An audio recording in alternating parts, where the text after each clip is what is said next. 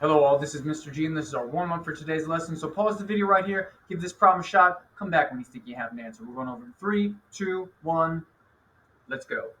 It says find the intersection or intersections of f of x equals the absolute value of 2x minus 5 and g of x equals x. Well, with the graphing calculator, we're just going to hit y equals. Let's make y1 f of x, so that's the absolute value of 2x minus 5. So I'm going to hit the math button, go over to number to get to my absolute value, which is ABS. Now remember, your graphing calculator, instead of the two absolute value bars, it might say ABS parentheses. That will still work fine. You just have to remember to close the parentheses at the end of the absolute value. But here we don't need to do that. So it's 2x minus 5. Remember, always be careful whether you're using the subtraction button or the negative button. That's a subtraction, so we hit the subtraction button. And g of x is just x. And now we're all ready to graph and see what we're looking at. We hit the graph button, and we've got a V and a line, and they're crossing twice. There's two intersections. To get the intersection, we need to go to second calc. Intersect is number 5. And then we move over to the right till we get close to that first intersection. Enter, enter, enter. It's nice and easy. If there's only two functions, you just hit enter 3 times. The first intersection is 1.6 repeating and 1.6 repeating. Okay. The second intersection, calculate 5 for intersect. Move a little bit more to the right. That's probably close enough. Enter, enter, enter, since there's only 2. And yeah, 5, 5. X is 5, Y is 5. So 2 intersections, and those are the ordered pairs. Hopefully that's the answer you got. Let's take a look at today's objective. So after today, we should be able to find the real roots and y-intercept of a function. Find the real roots and y-intercept of a function. So let's just jump right in. Before we do that, I almost forgot. Real roots. We need to make sure we have a very good understanding of what that is. Y-intercept, hopefully we remember, but a real root is the x-intercepts. Real roots is what we call the x-intercepts. Another word for them, or another term or word, is zeros. So whenever you're being told to find the zeros or the x-intercepts or the real roots, all these things mean exactly the same thing. So just keep that in mind that those terms are interchangeable. All right, let's take a look at our next slide. So first, let's just make sure we understand this concept. So in this graph, think of an answer. Where's the y-intercept? Where are the real roots? Hopefully you see, okay, the y-intercept, that's just going to be point E, because that's where this function is crossing the y-axis. And where are the real roots? So here I see 3 real roots. Point B, point D, and point H. Because remember, the real roots is just wherever the function is crossing the x-axis. But could a function ever have more than one y-intercept? I mean, on the last slide, we saw 1 y-intercept and 3 real roots. So we can definitely have more than one real root. But could we ever have more than one y-intercept? The answer is no. No function will ever have more than one y-intercept. Because, like, let's say I was going to try and draw one. Okay, so draw a line. There's my first y-intercept.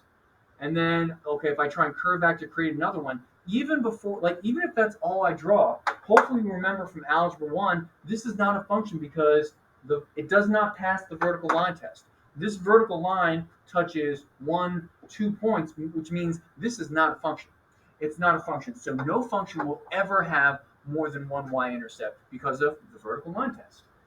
All right.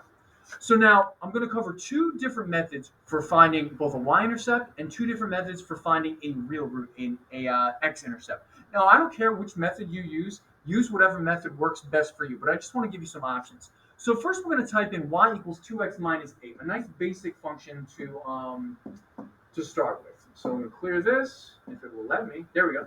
Now let's go back to y1, and it's 2x minus 8.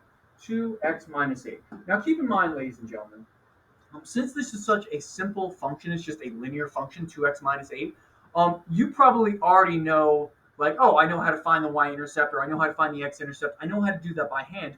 Why would I even need to bother with a graphing calculator? Well, we're starting with a nice basic function so we can understand how the graphing calculator works, but eventually we're going to get to some functions that, you could find the y-intercept and x-intercepts by hand, but man, I really wouldn't want to. The graphing calculator is going to make it a lot easier. Okay, so let's hit graph just to see the line we're looking at. There we go. Now, method one to find a y-intercept is very simple. It's just second table. Now, table is right above the graph button. So to get to that, I have to hit second. So second, and then I hit graph, and that gives us a table. Now, the table is only going to be helpful if you understand what we're looking for. Remember that a y-intercept will always have an x value of 0. It will always have an x value of 0. And in this table, we can see right at the top, it's not always going to be at the top. Like if I move up, pen there, get rid of that. Like if I move up, it might be at the negative. So it's up to you. Don't just take the first value you see. Go down to where x is 0, up or down, and it says, okay, at x equals 0, the y value is -8, meaning that the y-intercept of this function is -8. So that's nice and easy, just second table. Another way you can do it, which is a little bit more complicated, but I think it's still worthwhile to go over, is second calculate value. So now I'm going to go to second calculate value, which is number 1. So I'm just going to hit enter. And then it's saying, okay, give me an x value. This is the calculator saying, all right, I'll find a value for you. You just tell me where to look. What x value do you want me to plug in? Well, we know for any y-intercept, we always want to plug in 0.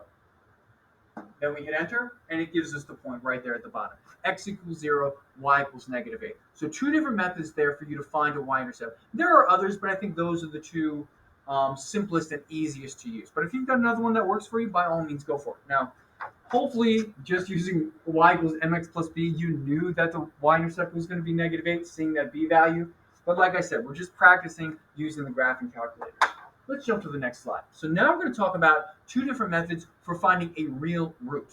A real root. So same function, y equals 2x minus 8. Now let's keep in mind, where is the real root here? That's why I drag this picture in so it's easier for me to write on. The real root is right there. Right? It's where the function is crossing the x-axis. You have to keep that in mind because the calculator is really good at finding these things, but you have to tell it where to look.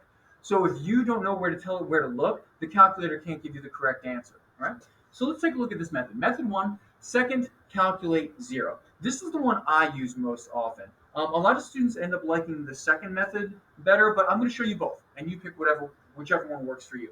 So finding a real root, I'm going to hit second, calculate, and 0. Remember, a 0, a real root, an x-intercept, they're all exactly the same. So I'm going to go down to 0 and hit enter. And now our calculator is asking a question. The calculator is essentially saying, okay, you tell me where to look now. So it's going to ask us a few questions. The first one is left bound, we see written right there on the calculator, and the next one's going to be right bound.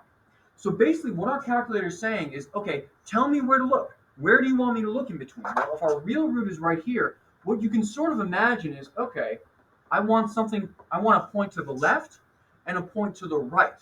So like to the left would be anywhere over here. That's all to the left. To the right would be anywhere over there. Remember, it's not above bound and lower bound. It's left bound, right bound. All right, so you have to make sure you keep track. We're not going up and down here. We're going left and right. At least that's the way you have to think of it. So left bound. All right, so I'm going to move my cursor a little bit closer to my real root. So my real root's about there. So we should want something to the left of it. So that's to the left of it. You can even be a little bit more to the left of it. Just anywhere to the left of it is fine. I'll hit enter right there. And you see, let me draw this right here to sort of draw your attention. It gives us an arrow. It gives us an arrow. So it's essentially saying, okay, that's where you told me to start looking. And now it's saying, okay, right bound. So where do you want me to stop looking? Where's the end to this? So now I'm going to move to the right of all real roots. So I'm going to pass my real root. It can be anywhere there. It doesn't have to be exactly there. It could be a little bit closer, a little bit farther away, just as long as it's to the right of our real root. I'm going to hit enter, and then it gives us another arrow about there. So this is the calculator saying, okay, great. Now you told me where to look from the left and to the right. So now it's looking all in between there. Well, once we hit enter one more time, because it wants us to guess for some reason, I'm just going to hit enter, and now we have our answer. All right, you don't have the answer until the graphing calculator says 0. And the 0 is 4, 0. So we can just say, all right, the real root is x equals 4. That's our answer. So using the second calculate 0 method. Now let's go over one more method to finding this real root, and it's going to be second calc intersect. Now some of you might be thinking, well, wait a minute. How are we going to use the intersection tool if we only have one line drawn, if we only have y equals, what was it? Y equals 2x minus 8, that's the only line. So where are we going to find the intersections? So to understand what we're going to do here, we have to remember and remind ourselves that a real root, an x-intercept, a 0, is essentially the intersection of our function with the x-axis. Right? But the trouble is we can't just say to the calculator, okay, go find where it crosses the x-axis. Well, we sort of can, but we have to sort of get there by a roundabout method. So here's what I'm going to do. I'm going to type in y2. So I'm going to leave 2x minus 8 there. I'm going to type in y2 equals 5. And then let's hit not enter. Let's hit graph to take a look. So we have our original line, and now we have a horizontal line at y equals 5. Now I'm going to change that 5 to a 2. So let's see how that changes. We get the same diagonal line, but now, okay, now our horizontal line got moved down a little bit. It's at y equals 2. Now I want to go back and type in y equals 0. And let's hit graph. Y equals 0. Now here, a lot of students fall into the trap. They think, oh, there's just one line there. There's actually two. There's still two functions because we have two functions, 2x minus 8 and y equals 0. So my question is, where is y equals 0? Well, the reason it didn't show up, the reason it's not, how do I say this? The reason it looks like it's not there is because it's hidden by the x-axis. We just drew a line directly onto the x-axis. And if you don't believe me, just hit trace. We see our cursor there. We can move left or right along 2x minus 8. But once you hit up or down, now we see that y2 equals 0. We can move left or right just along that x-axis. Right? That's the beauty of doing y equals 0. Now we can just hit second, calculate intersect, and now we just do our same first curve, second curve thing. So I'm going to move close to where they cross. Now again, they're going to cross at the real root, and then I hit enter, enter, enter. And we get our intersection is x equals 4 is the real root. It's, again, same answer that we got last time. Now, the big thing you need to remember, if you're going to use this, so I'm going to put a star here. If you're going to use this method, you have to remember to put y2 or y3 or y4. You have to have some y equals 0. If you don't do this, you won't be able to use the intersect tool. You won't be able to get your correct answer of the real root x equals 4. Right? You have to remember to type in y2 or y3, y something equals 0. Otherwise, this method will not work. Right? That's in general why I tend to use method 1, the left bound, right bound, just because it's a little easier for me than to always remember to go back. Oh, yeah, I forgot to put y equals 0. I have to go back. It redraws everything. But use whatever method you prefer. All right, now that we've covered our methods, we're going to jump into a few examples. We're going to do two together. I'm going to have you try one on your own. So example 1, find the real roots and y-intercept of the function f of x equals negative 1/2 x plus 3. All right, so I'm going to go to y equals. I'm going to clear everything out. There we go. And now let's think. There's a minus sign at the very front. If we hit the subtraction, like if you hit that button, it's going to give you an error. So I'm going to go back, and instead of subtracting, I'm going to hit the negative button. You have to pay real close attention to that when you're using one of these graphing calculators. Now, a lot of students get thrown off by the 1/2 because they look at this graphing calculator and they're like, I don't have a fraction button anywhere. You do. It's just not really a fraction button. Because remember, what does this fraction, what does that line actually mean? It means division. So I'm going to hit negative 1 divided by 2. And that gives us the same thing, a fraction. X plus 3. And then we're going to hit graph. And there we go. So to find, I'll tell you what, I'll use method 1 for this one. That way you can see me practicing both methods in a little bit more detail. So let's use the first method. So for the y-intercept, that's going to be easier. We just hit second table, which is right there. And let's see the x. Let me just highlight it. So when x equals 0, y is 3. So the y-intercept is 0, 3. 0, 3. I guess you could also just put y equals 3 for the one. Actually, do I like that? No, I would put 0, 3. I would put 0, 3. Wow. Whatever. That just sort of freaked me out. Okay. Real roots. Now we're going to find the real roots. Again, using method 1, which is second, calculate 0. Second, calculate 0. So here we're going to do the left bound, right bound. So I know my real root. I'm just going to get closer to it, as close as I can. The real root is right about there. So I just want something to the left of it and something to the right of it. So first I go to the left, hit enter. It gives me my arrow saying, okay, this is where I'm going to start looking. You tell me where to stop now. Now I'm going to go all the way to the right. Not all the way, but just past the real root. And I'm going to hit enter. Guess, hit enter one more time. And we get the real root is 6, 0. So 6, 0. Or for a real root, if you wanted to put x equals 6, I would accept that. I would accept that. Real roots, a lot of times they're solutions to equations, so a lot of times people will just end up putting x equals whatever it is. But either one, ordered pair or x equals the number. Now, before we move on, I want to show you one common mistake that students can make when you're doing this left bound, right bound. So I'm going to go to second, calculate 0 one more time. So let's say I'm going to the left.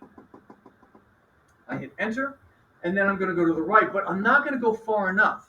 See how where my cursor is? I'm not actually past the real root. I haven't gotten there yet. If I hit enter and then guess, I'm going to get an error, a sign change error. So it says error, no sign change. That's what that means. So that essentially means you didn't do the left bound, right bound correctly. So if that ever happens, just think, oh, maybe I messed up my left bound, right bound. I got to do that again. All right, so let's go back to quit to get out of that error. Let's go back to the graph. Okay, so those are the answers for example 1. Let's take a look at example 2. So we got to find the real roots and y-intercept of the function f of x equals 3 times the absolute value of x plus 7 minus 6. So I'm going to go to y equals, clear out what we have here. And here I'm going to show you the second method, just so you get a little bit more practice with both methods. If you want to use one of the first methods here, that's totally cool. Use whatever's best for you. So let's type in 3. I hit math, go to number, absolute value, x plus 7, plus 7. I don't need to close my parentheses here, but I'm going to move to the right to get out of those absolute value bars and hit subtract 6.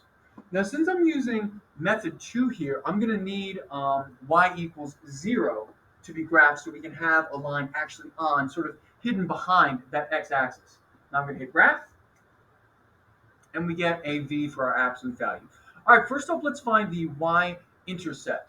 So I said I was just going to use the second method. So instead of using second table, I'm going to go to second, calculate value, and I'm going to plug in 0 for x, hit enter, and we get 0, 15. So the y-intercept is 0, 15. Now we just need the real roots. So here we've got 2 real roots. Hopefully you can see that it's crossing the x-axis twice. So I'm going to go to second, calculate intersect. And now I'm just going to double check that I've got the x-axis graphed. I do have it graphed. And this can be useful to just sort of move left or right across it. What just happened there? Okay, it's all good. Sometimes I feel like if I click too fast, this goes crazy. All right, that's close enough. Enter, enter, enter. So the first intersection, or the first real root, I'll do them both ways. I'll write it as an ordered pair, so 9, 0. So x equals -9 is one real root. And let's find the second by hitting second, calculate, intersect. Got to go to the right a little bit. It doesn't really matter which function we're on, it's fine. Enter, enter, enter. And we got -5, 0. So -5, 0. So the real roots are x equals -9 and x equals -5. So ladies and gentlemen, hopefully at this point you've got an idea of which methods you prefer, which is good because in example 3, I want you to try it on your own. This graph is going to look a little bit different, but I think you can handle it. So pause the video right here, give this one a shot, come back when you're all ready for the answers. 3, 2, 1, let's go.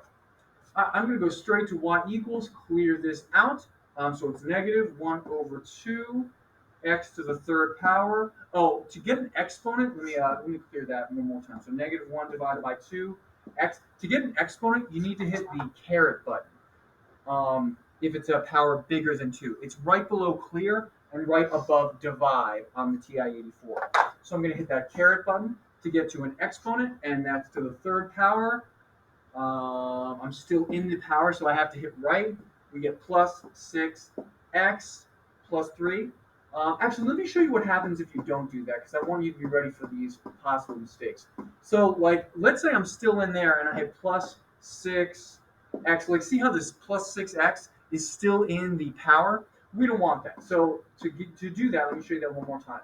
After I type 3, I just hit the right button to get out of the exponent, back on the normal math line. What is it? Plus 6x and plus 3, and we're ready to graph. So here we have a couple curves going on there. So let's do the y-intercept first. Oh, I didn't even write what we're looking for. So real roots,